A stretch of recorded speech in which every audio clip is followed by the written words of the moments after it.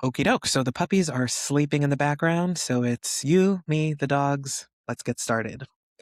Today we're talking about momentum. Let me say something that might go against what you've been told.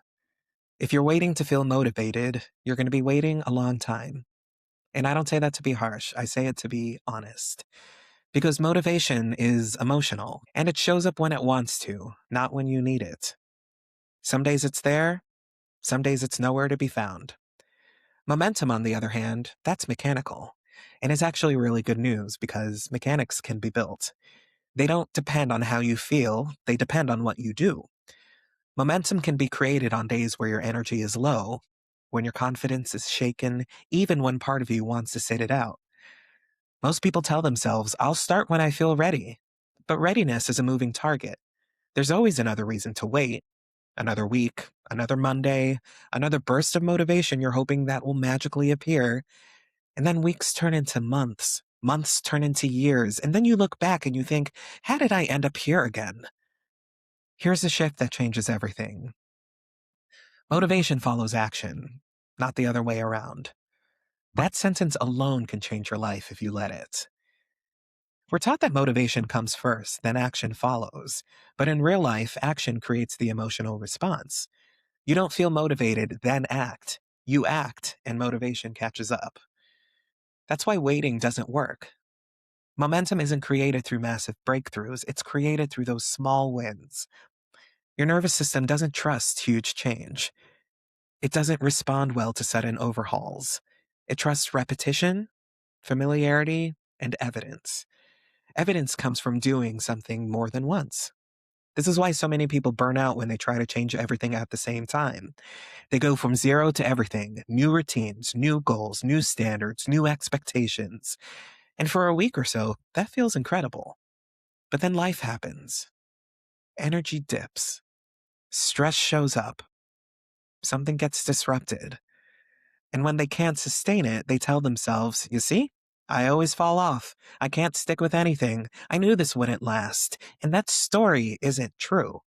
You didn't fail. You overwhelmed yourself. Momentum isn't built through intensity. It's built through repeatability. Those small, boring, doable actions, 10 minutes, one post, one outreach message, one workout, one conversation, one page written, one decision made intentionally. Every small action sends a signal to your brain. I do what I say I'm going to do. And that signal matters more than the result.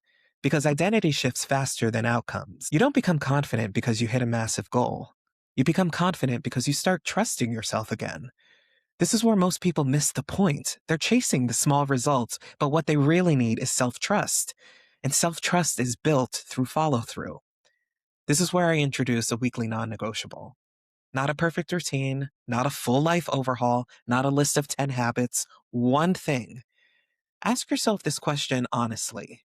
What's one action that, if done consistently, would move my life forward right now? Not 5 actions, not everything at once, one thing. For some people, that action is movement. For others, it's content. For others, it's saving money, applying for new positions, reaching out, creating something, or learning through doing. The action itself doesn't need to be impressive. It needs to be small enough that you can't talk yourself out of it.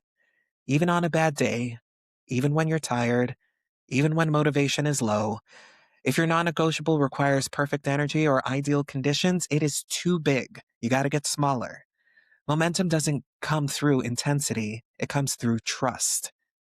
And trust is built when you keep those promises to yourself. You don't need to change your entire life this week. You don't need a breakthrough. You don't need a perfect plan. You need to keep one promise to yourself. That's it. Once momentum starts, that motivation is going to show up uninvited. You start to feel a little more capable, a little more grounded, a little more in control.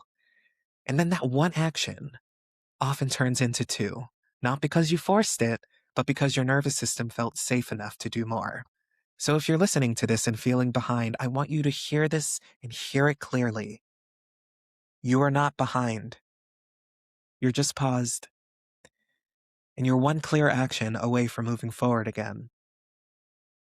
Write down your one non negotiable for the week. Put it somewhere you'll see it, on your desk, on your bathroom mirror, and commit to it.